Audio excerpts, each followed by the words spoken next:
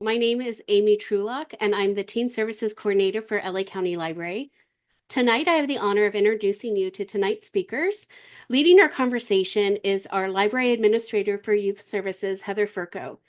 Heather Furco oversees youth services for LA County Library. She directs programs and services for children, teens, and families, and works with the youth services team to design, develop, and implement programs and services. She supervises the management of multiple grant-funded partnerships with other LA County departments, including mental health, public health, parks and recreation, and probation, as well as grant-funded programs with the Edison Foundation, Amazon, and the California State Library. Heather has a passion for library service and has won numerous awards and honors during her over 35-year career in libraries, including LA County Quality and Productivity Awards in 2019 and 2022. Heather is a Eureka Leadership Institute scholar and was one of 20 librarians selected to participate in UCLA's Radical Librarian Institute in 2023. Heather believes in the importance of developing the next generation of library leaders and serves as a member of the California Library Association's Leadership Development Committee, Management Interest Group, and is a Catalyst mentor.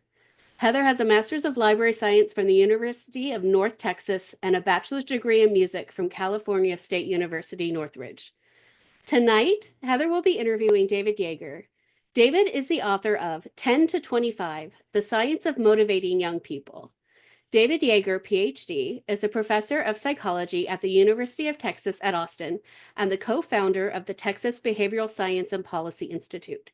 He is best known for his research conducted with Carol Dweck, Angela Duckworth, and Greg Walton on short but powerful interventions that influence adolescent behaviors such as motivation, engagement, healthy eating, bullying, stress, mental health, and more. He has consulted for Google, Microsoft, Disney, and the World Bank, as well as for the White House and the governments in California, Texas, and Norway. His research has been featured in the New York Times Magazine, the New York Times, Wall Street Journal, Scientific American, CNN, The Guardian, The Atlantic, and more. Prior to his career as a scientist, he was a middle school teacher and a basketball coach. He earned his PhD and MA at Stanford University and his BA and Master's in Education at the University of Notre Dame. He lives in Austin, Texas with his wife and their 4 children. David, thank you so much for being with us tonight. Heather, we'll hand the program over to you. Hello, everyone, and thank you for joining us. And David, welcome. And Amy, thank you so much for those introductions. As is customary, we are going to do the LA County Land Acknowledgement. The County of Los Angeles recognizes that we occupy land originally and still inhabited and cared for by the Tongva, Tataviam, Shirano, Quiche, and Chumash peoples. We honor and pay respect to their elders and descendants, past, present, and emerging, as they continue their stewardship of these lands and waters. We acknowledge that settler colonization resulted in land seizure, disease, subjugation, slavery, relocation, broken promises, genocide, and multi-generational trauma. This acknowledgement demonstrates our responsibility and commitment to truth, healing, and reconciliation, and the elevating of stories, culture, and community of the original inhabitants of Los Angeles County. We are grateful to have the opportunity to live and work on these ancestral lands. We are dedicated to growing and sustaining relationships with Native peoples and local tribal governments, including the Fernandino Tataviam Band of Mission Indians, the Gabrielino Tongva Indians of California Tribal Council, the Gabrielino Tongva San Gabriel Band of Mission Indians, the Gabrielino Band of Mission Indians Quiche Nation, San Manuel Band of Mission Indians, San Fernando Band of Mission Indians. So thank you for joining us today, David. Where are you joining us from today? I'm not sure exactly where you are. Austin, Texas. Austin, Texas. I'm in Altadena, California. LA All County's right. fairly large. We're really excited to have you with us. And as the head of youth services, I get to sort of oversee all programs. But I started my career, my very first librarian job as a teen librarian. So I'm very interested in your book and what we have to discuss today. So if you're ready, let's just get started with lots. I have lots of great questions for you if you're ready to get started. Yeah, for sure. I should say my dad's mother, my grandma, was a librarian and in Houston and ran a lot of programs. And so I, growing up, I had such just great admiration for librarians. And so it's wonderful to see you and all of the wonderful work that you guys do. So thanks for having me. Thank you so much. That's awesome. All right, so we're going to start right off and ask what inspired you to choose to study the science of motivation for adolescents and young people? And can you tell us about the genesis of this book and why it was important for you to write? I'm a professor now, so now I just do like nerd science all day. But before that, I was a summer camp counselor. I did youth programming in the housing projects in Indiana, and I lived and worked in an orphanage in Chile and ran youth programming there. And I kind of like always thought of myself primarily as a youth development person and, leading retreats, that kind of stuff. And I thought about a lot of different jobs out of college. I became a teacher in part because I wanted to work directly with youth in service. I worked in a very low income school district. And ultimately, though, I loved the work, but I was kind of dissatisfied with the advice that I got as a teacher. It's just so challenging to motivate young people, not because there's something wrong with them, but because our guesses about what's going to work for them are just so wrong so frequently. And it's like infuriating when we're wrong, but it's partially because we don't understand the pattern. And I felt like I should have been better prepared. And I thought there must be some knowledge out there that like maybe just no one thought to teach me.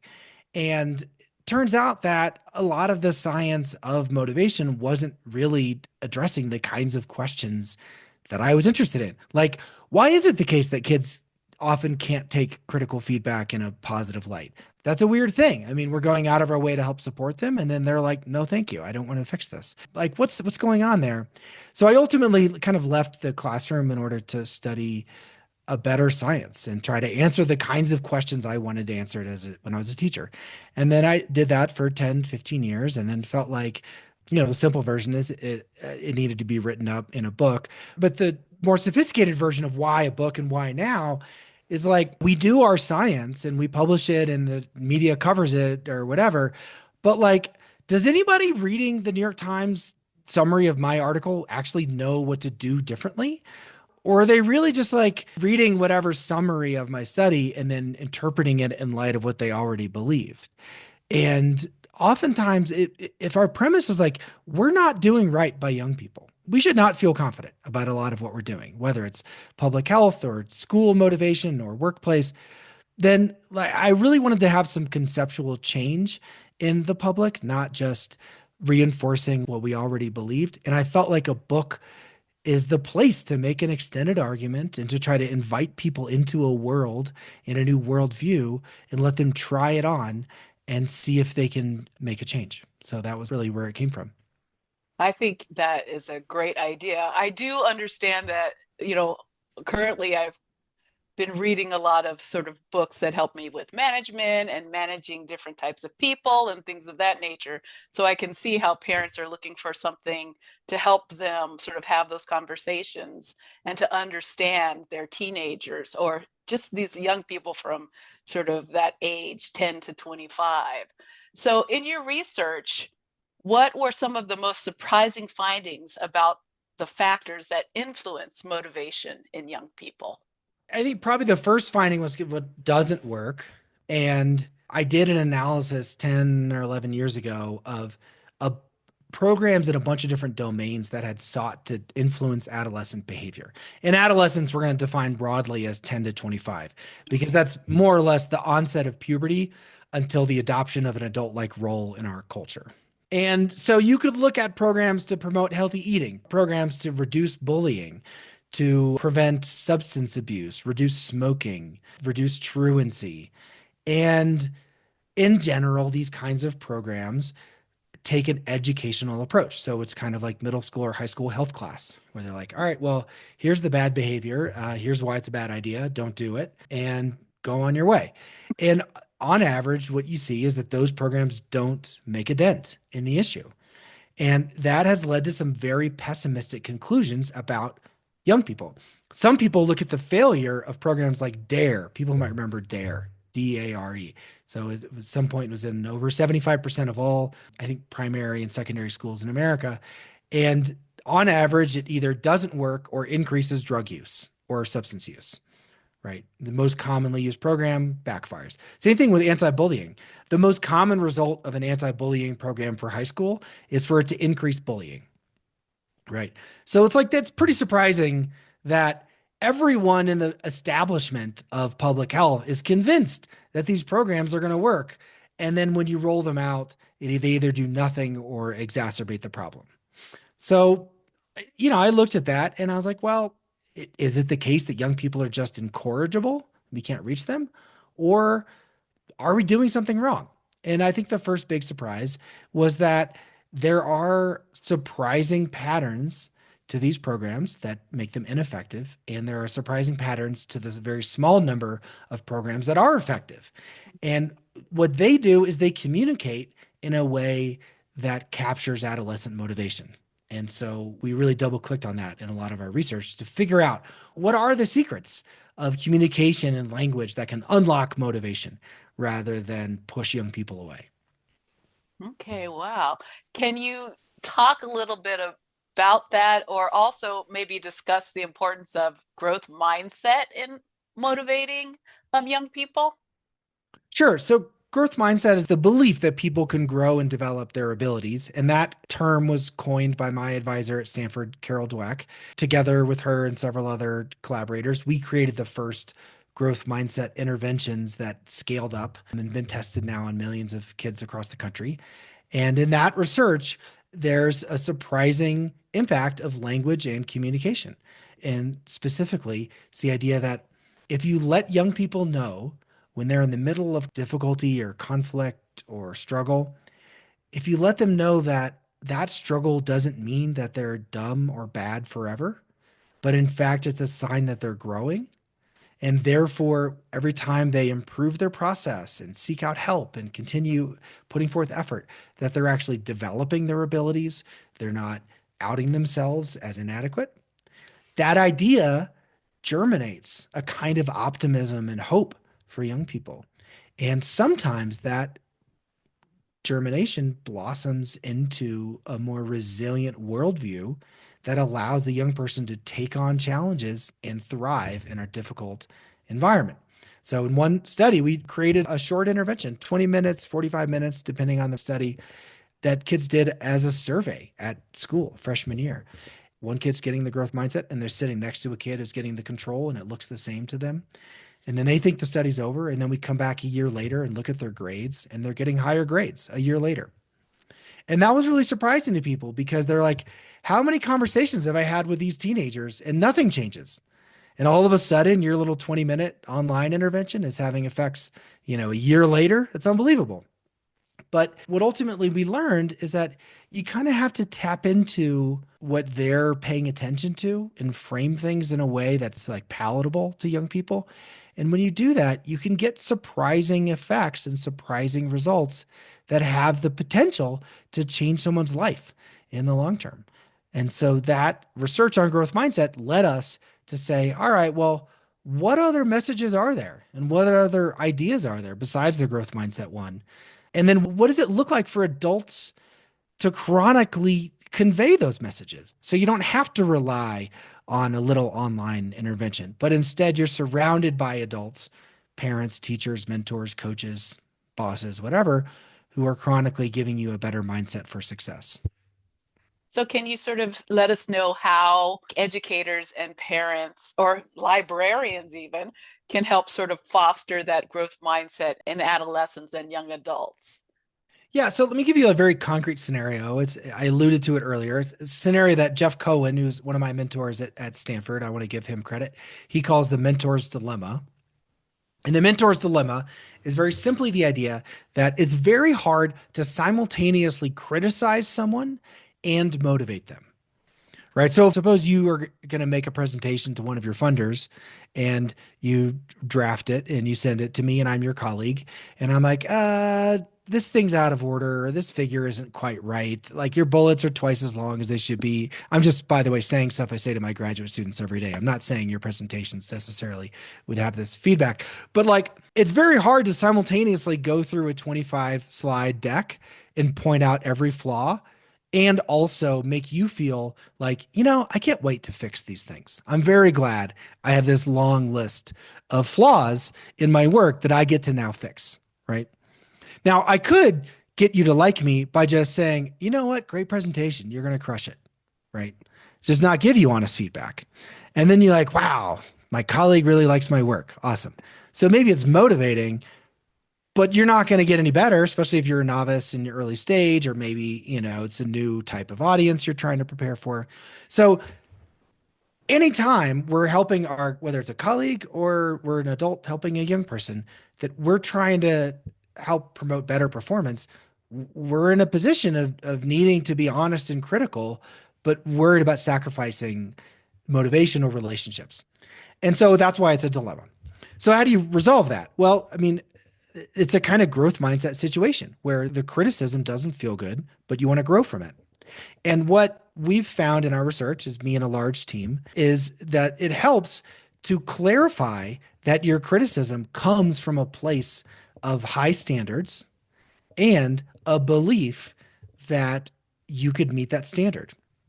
And the reason that is effective, we think, based on our research, is that if I didn't clarify that it's coming from a high standard, then it might come across like it's bias, or I just don't like you, or something like it's coming from a bad place. But if I just said, hey, I'm going to trash your work because I have high standards, that's not very reassuring. So you need to accompany those high standards with a statement about how you're there to help somebody to meet those standards. And so we conducted an experiment with 7th graders where they got critical feedback on an essay from their social studies teachers. And it's, covered in red ink. And half of kids got a Post-it note on top of the essay covered in red ink. And the note said, I'm giving you these comments because I have very high standards and I know that you can meet them. And the control group just got a friendly note, didn't say that. And what we found is that 7th graders were twice as likely to turn in a revised essay with repairs to all of the mistakes that they had made if they got that high standards and assurance note. And what that suggests is that, this idea of a growth mindset is sometimes negotiated in a relationship between someone who might, be in a vulnerable position. They're worried about their status. They're worried about how they're being perceived. And then the other person is critiquing them. And so that experiment suggests that one way to promote a kind of growth mindset relationship is to be really transparent about your logic and reasons. It'd be like, again, like if I'm your colleague, I'm like, Heather, I think this presentation has a chance to get a huge grant. Like you could really, really impress them. But here are the kinds of things that they're going to complain about because they're going to be in a hurry. They're going to be nitpicky. And, we got to meet the standard of what they're going to complain about, whether we like that or not. And so I'm going to sit with you for 2 hours and we're going to walk through this. But, your excellence is too important to me for me to not be honest about what I think they're going to be concerned with when they see this presentation. Then it feels actually good. You might not want to spend the 2 hours, but you do feel like someone, like your colleague, is taking you seriously and investing in you because they believe in you. And that basic insight is at the core of my book. Okay. I find that very interesting, especially when it comes to, managing staff, younger staff, or things like that. I have a Catalyst mentor, so I mentor another librarian and sort of have conversations about whatever situations they're in and how they can sort of work on getting through those situations and giving them advice. And you have to sort of couch it in like, I know you're an excellent librarian. This is really going to help you. And so I'm going to talk to you about, sort of give you this advice. So I can see how that would work really well with young people taking that time. Yeah. And I think that investing that time in them. Totally. And first of all, that catalyst thing sounds awesome. I want to learn more about that. And congratulations for doing that. You know, when I first started writing this stuff, the negative pushback I got was managers, for example, who were like, I shouldn't have to care about your ego and pat you on the back with a compliment sandwich. Like, if you're serious about your job, you should just take the feedback. So, isn't the fact that you have to say this high standards and assurance stuff just another sign that Gen Z is a bunch of wimps that like can't handle the truth? And like, I get it. I mean, it certainly would be easier if you could just say whatever you want about everyone. But like, you know, I've been married long enough that I'm not like, oh, I hate those pants and like, or whatever. Like, you just don't, there's just because it'd be easier for you to be unfiltered doesn't mean it's the right thing to say strategically, first of all. But also, there's a kind of lack of empathy for where the other party is at. If I'm a 22-year-old new hire and I've got a very established senior leader in their field and they're looking at my work, what am I worried about? Like, I'm not worried if they're going to compliment me on my style or whether I have, a good taste in music. I'm worried if this person thinks I'm incompetent at my job. And if all I get is information that they hate my work, then what else am I going to think besides they think I'm incompetent? So it's not ridiculous to say, let them know that this criticism comes from you investing in their potential, right? And that I'm investing in your potential because I see a lot of potential. It's not a pat on the back. It's like, your work could be great, but not unless you fix these things. But the fact that I'm pointing out all this stuff means that I actually think it's got a lot of potential and could go somewhere. And then your criticism comes across like a compliment, not a critique. That is a great point. I want to move back into teens because I have some more questions about teens, and that's sort of, the area I'm really focused on. Can you sort of let us know how, or explain how sort of these societal factors such as like social media and cultural expectation impact the motivation of young people in the current age? Well, that's a big question. Let me answer a simpler one, which is Holly's question, which is that if you only appeal to the high standards but don't explain how you're walking the journey with them and supporting them, then the high standards feel exclusive. It feels like you're at Six Flags saying you have to be this high to ride the ride, and you're not, so see you later. So you have to accompany the high standards with a statement about how you're going to support them to meet it. But anyway, to your question about the current generation, as a scientist, I'm very ambivalent about the narrative in the current generation, because there's one version that's like, this is a unique generation. They are different. And because they are different, then we need to be different. And so the challenge is, like, as a manager, as a parent, as a teacher, as a youth worker, what do I need to say and do differently? And I understand why people say that. They say that because the stuff they've always tried all of a sudden doesn't work. Like, you could, I don't know, 15 years ago, I could be a college professor and say, you should read 100 pages before Thursday. And they might not all do it, but they all thought they should do it. And now a lot of students are like, I don't think I should read 100 pages. That doesn't seem like a good. And so, is this generation different? Are they wimpier? Like, are they entitled? Are they broken? Has social media turned their brains to mush? Right? Those are all big questions. The other view, though, and I'm going to address that because it's obviously, as a scientist, it's nuanced, right? But the other view is that this conflict between the generations has always been around. Right. And in fact, you can read in Aristotle in the Rhetoric, and he complains about teenagers being the worst. And Shakespeare in The Winter's Tale is like, would that there was no age between 10 and 20. Basically, like, lock these idiotic teenagers in a closet until they're 25. And it just goes on and on. You can see it in every age. There are complaints about the next generation. And when you see that, you're like, well, wait a second. Maybe the problem is us, that we as adults forget what it was like when we were their age. And then we attribute our maturity to like their limitations. And the social psychologist Dan Gilbert at Harvard has this beautiful paper called The Illusion of Moral Decline, came out in Nature a year or two ago. Basically, what he finds is that over the last 60 to 80 years, I forget how many years, any survey where adults are interviewed about the next generation, they have always said that the next generation is less moral. So, like in the 40s, the adults were like, these 20-year-olds are the worst. Well, guess what the 20-year-olds in the 40s did? Like they saved us from the Nazis. And then they built the most prosperous, like 5 decades of economic growth in the entire world.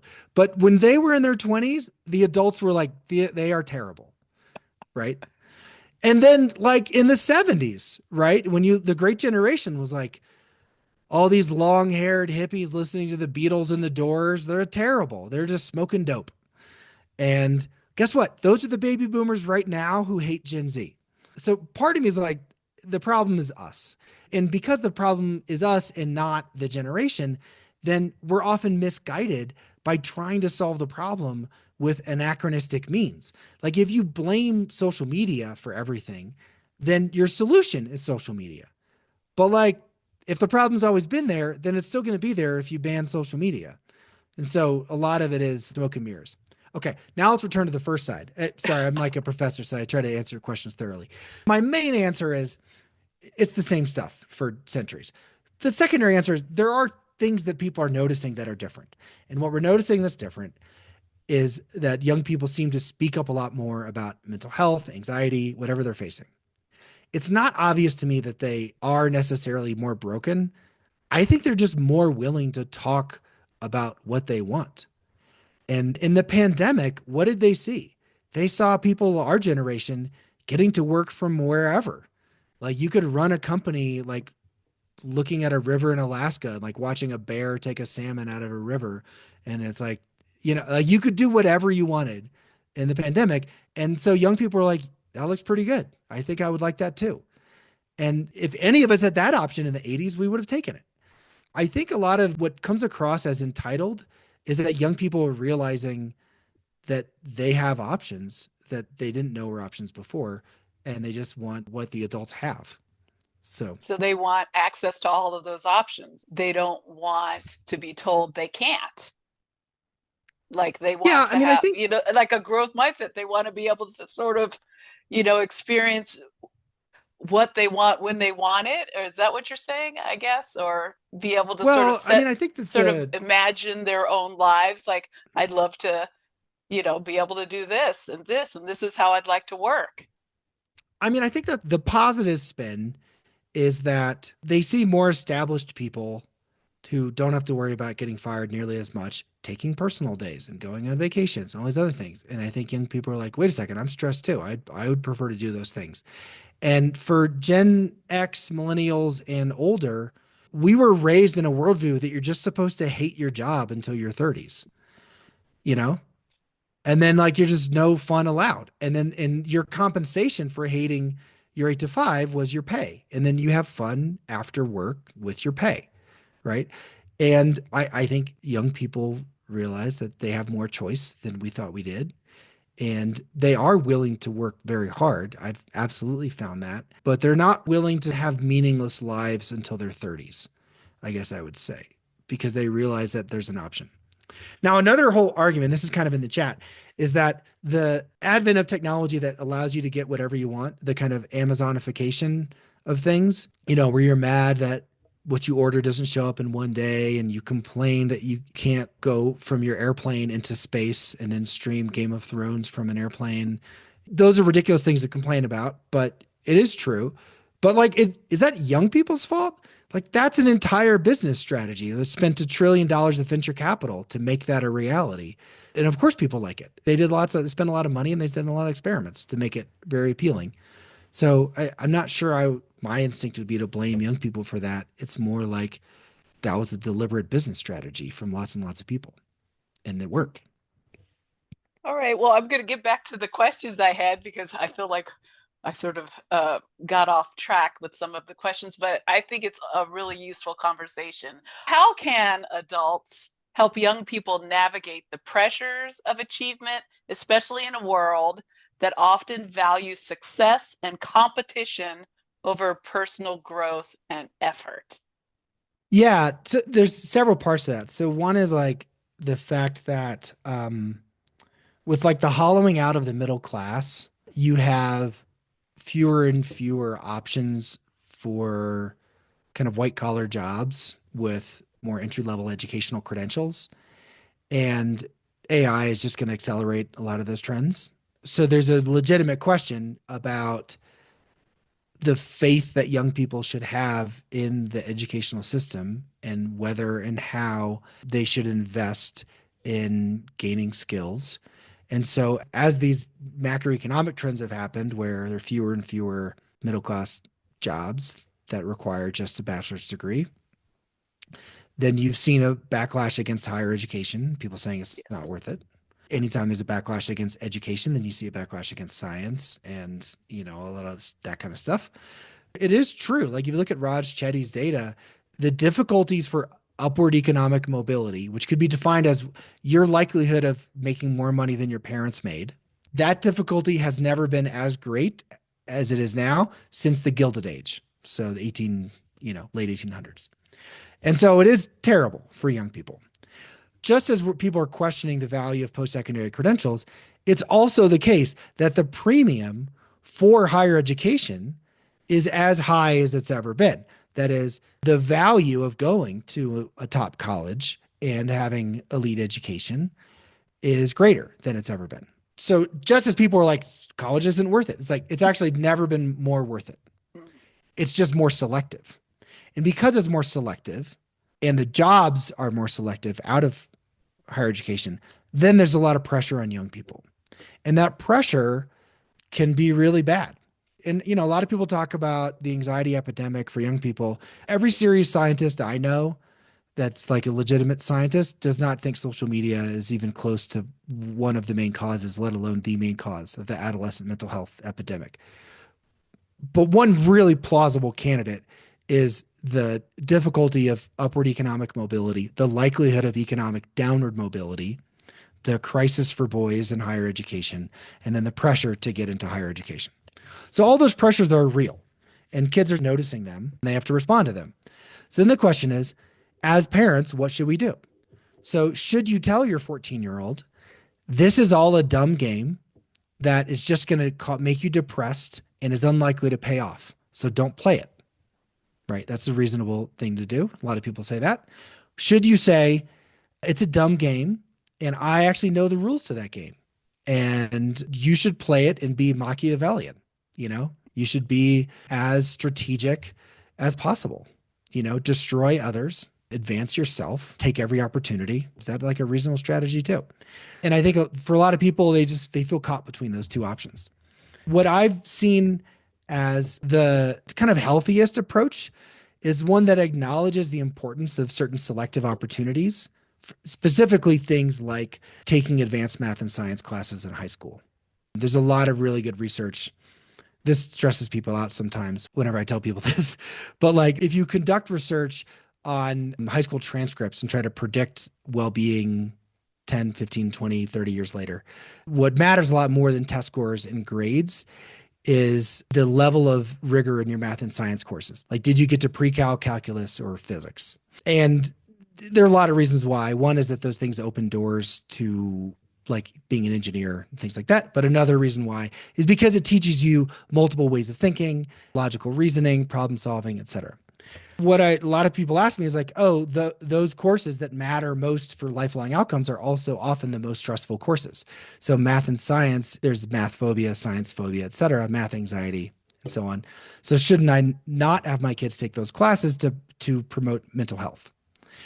And what the research we've conducted, at least, is suggesting that there are ways of framing those kinds of gateway experiences that have long-term impact as opportunities to embrace stress as a resource to help you to perform better. And I write about this in chapter 7 in my book.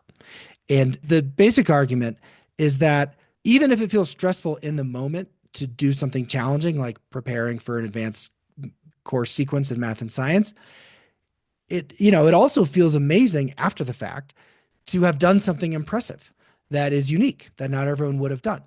And that feeling of satisfaction is very motivating for young people. And furthermore, a lot of that anxiety, like the racing heart, the sweaty palms, the butterflies in your stomach, those are things that actually could signal that your body is mobilizing energy and resources to do better. And there's a whole backstory I could go into, but I want to finish this answer and basically suggest that not always, but a lot of the times, what looks like toxic stress that undermines development could instead be framed to young people as a resource that's helping them to do better, to optimize performance, and to invest in their future. And that can be motivating and can also promote well-being for young people. That sounds a little bit something I was reading about camp. Can you tell us a little bit about the summer camp and what happened there? Sort of talking about future growth and future challenges. Sort of you were talking about math and things of that nature. Could you tell us a little bit about the summer camp? For sure. And also, sorry, like the sun was going down, but I found the light switch. So I was like, The why time is of Yeager in a day. closet? Sorry about that. We conducted an experiment with this wonderful summer camp in Central Texas called Camp Champions. And the problem we were working on was how to help kids prepare for going to college. And we're specifically working with kids from low income communities who were going to a charter school called KIPP. And KIPP is usually a really well staffed, well designed school system. However, they have challenges in the past with among the kids who graduate from high school, getting them to and through college. And there are a lot of reasons for this. Part of it is, they feel minoritized in school, there's socioeconomic differences. But a big issue is that people just don't feel comfortable a lot of times in college. It's hard for almost everybody. And so our hypothesis was, well, what if you could give people an experience in which they feel adrift, they feel alone, but then make connections, make friends, and then eventually it improves, and give them that well before college and give them a kind of mental metaphor for later, right? The basic setup of the study is we raised money to get scholarships for kids from KIPP to go to an 8-day awesome adventure summer camp where they're going to like climb the ropes course, learn how to jet ski, learn how to water ski, play sports they never played before, do all the weird cheers you do at camp that are part of the local traditions. Okay.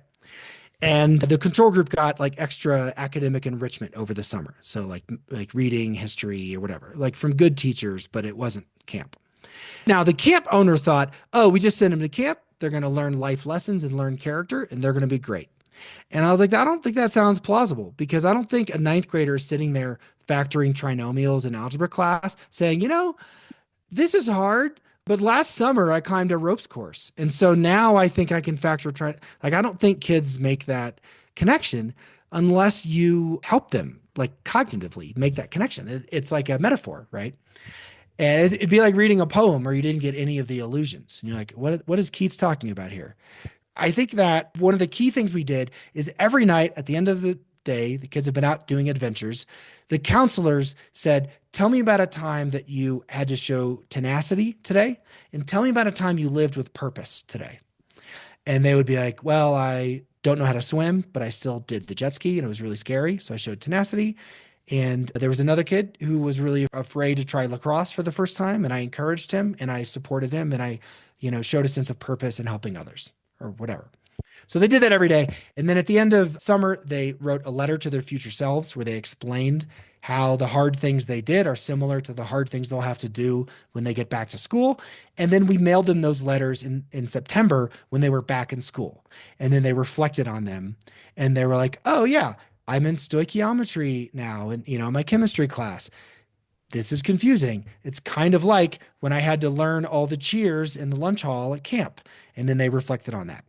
So that was the basic premise, was rather than like remove difficulty, instead have like strategic difficulty, but in the context of meaningful relationships with caring adults, but also have reflection on what that difficulty means for you and your identity. And this is a side note, but this whole idea came because 8 years earlier, I talked to people from the Harlem Children's Zone. If you ever read the book about Jeffrey Canada, I think it's called Whatever It Takes, Paul Tough wrote it. And it's kind of like taking Harlem back block by block. And this amazing youth program in school, and I talked to the programmers there, and they were like, our kids have so much grit and resilience. They come home, their mom's still working, they're helping their siblings do their homework, they're cooking, they're translating for their aunt and uncle at the doctor. They have all the grit and resilience. But the second they get to CUNY, they're like, I cannot talk to the registrar. And what is a bursar? They had grit and resilience in their community where it felt relevant, but once they felt like an outsider, it didn't transfer. So we're trying to solve that transfer problem. And amazingly, what we found was that they earned higher grades a year later when they had gone to the summer camp with the reflection. And then 6 years later, because we did some of this with like seventh graders, they were more likely to be in college. And I thought that was unbelievable. So I then went and found these kids and I interviewed them, like dozens of them. And I didn't tell them initially that I had been involved in this experiment. But at this point, this was 8 years after they had been at camp. And I was like, by the way, do you remember going to camp like 8 years ago? And they're like, oh, I think about camp every day. It was unbelievable. And they told all these stories about how they got to high school. And then because they had learned lacrosse at camp, they decided to try out for trombone. With the tried out for trombone, they met a great band leader. The band leader became their mentor in high school. And because they were good at band, they got into college to join the band. And it was only their band friends that caused them to graduate. And now they're doing well. So it was this really kind of interesting story about transferring insights. I know we have some questions, so I want to We get to have those a questions. lot of questions. Oh my gosh. Let's see. While you're doing that, I'll say for C Meta, I have like an 80-page workbook at the back of my book that's all scripts. Any of them could apply for the sibling context. In fact, I teach an undergraduate class, about 150 students a semester, and people are constantly they're like, oh yeah, I tried this on my sibling when I went home for Thanksgiving break. So definitely, I think these things apply. And there's a Um, whole section of scripts. Okay, sorry, Here's Heather, your one turn. from, no, there's so many questions. Here's one from Rainbow Sun. It says, in studying motivation of adolescents, how does the study look at ethnicity and or family dynamics? Yeah, so a lot of the research that I conducted actually started out with questions of cross-race interactions. So a white teacher critiquing a black student's work, or a male physicist critiquing a woman physicist's presentation. And what we find in general is that anytime there's a perceived power difference, like a majority group member and a minoritized group member, then communication can be easily misconstrued. Like it's easy for the higher power person to be like, oh, everyone's interpreting everything I'm doing in the best possible light. And it's easy for someone who's been mistreated by members of that group before to say, oh, this is yet another example of poor treatment. And so we've found that transparency is especially important across group differences, which could be race, social class, gender, et cetera. But for me as a psychologist, it's mainly power in our culture, and not power you like deserve, it's just power you're afforded given historical allocations of power. And in chapter 5, I write about the example, it's a harrowing example of police officers approaching people in the community. And so we conducted research on mostly white police officers approaching people of color in the community, asking them a bunch of questions. And the officers are like, oh, great, we're making friends with the community. We're helping people out. And community members are like, am I about to be arrested or shot? This is terrifying.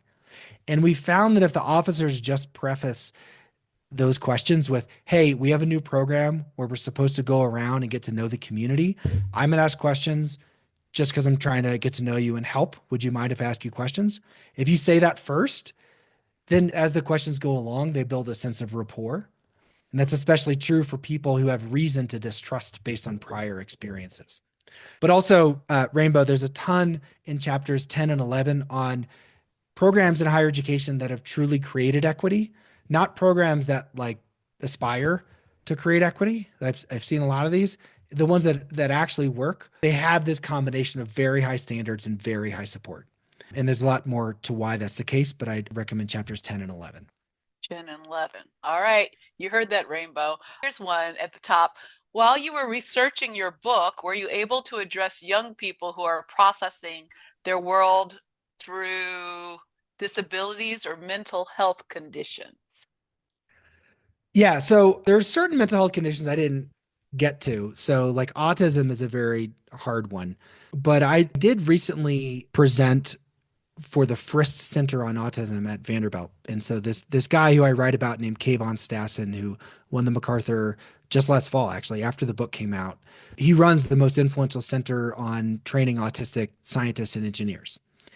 And a lot of what I write about is this social cognition of adults adopt a poor communication style. We adopt a style that I call grown-splaining, where we think we know everything and our smart adult brain is going to tell their dumb teenage brain what to think. And then the teenagers are offended by that. Now, there's a lot of social cognition there. That's difficult for people with autism. So one of the autistic scientists in the lab was like, hey, doesn't this like not apply to us? I was like, I don't know, but here's a question. If a senior scientist looks at your project and takes it really seriously and thinks carefully about it, and they feel inspired by your ideas, is that motivating to you? And they were like 100%. And I was like, well, that's kind of what I'm talking about. Is that someone is tough on you because they take your ideas seriously and they support you because they think you have the potential to be a good scientist. So the way you'd say it, and that's autism. There's many other differences that you could focus on. But like my belief currently is that the specific language might vary, but the basic principles are going to be very consistent, especially across any kind of status or power difference in our culture, including disability status. Thank you, David. There are so many questions. Unfortunately, we're coming up on the hour, and I just really wanted to thank you for joining us and speaking with us. I just found this absolutely fascinating. I continue to try to do more research and read more about teens because we have so many programs where we're trying to engage teens and get them into the library and support their needs. So I thought this was an absolutely valuable conversation for myself, including all of the attendees who've been here. So I want to thank you, David. Absolutely. And there's great questions in the chapter. I wish we could have role played and, questions about grandparents. Definitely all this stuff applies. I get a lot of grandparents emailing me about this stuff. So thank you for your questions. There are answers in the book. But I'm also on LinkedIn, so feel free to reach out and connect if it's useful. All right. Well, thank you so much, everyone, for joining us. I also wanted to plug just one thing. I don't know if, David, you've ever heard of the Positive Parenting Program. It's called Triple P, and we have a lot of Triple P trained librarians in our library that are doing seminars. And we have several of them coming up this month that focus on the parents of teens 13 through 18 to sort of help them navigate a lot of those common parenting challenges. So I'd like to tell everyone to go check out our website and our calendar if they are interested in coming to a Triple P parenting program. Yeah, I think that's a great framework. And my only addition is that, a lot of people think of parenting as like you have to get it right. And if you screw up, you fall off the wagon. But parenting is not like addiction recovery, like you get do-overs. And so, it really is something where, keep at it. You have a growth mindset about your own parenting. And often young people will remember the do-over more than they remember our first blow up or the thing we screwed up. And so positive parenting is a great way to get started building new habits for sure. Thank you. And on that, I think that's a great way to end our program tonight. Thank you for joining us, David. Have a great evening. Thank you so much.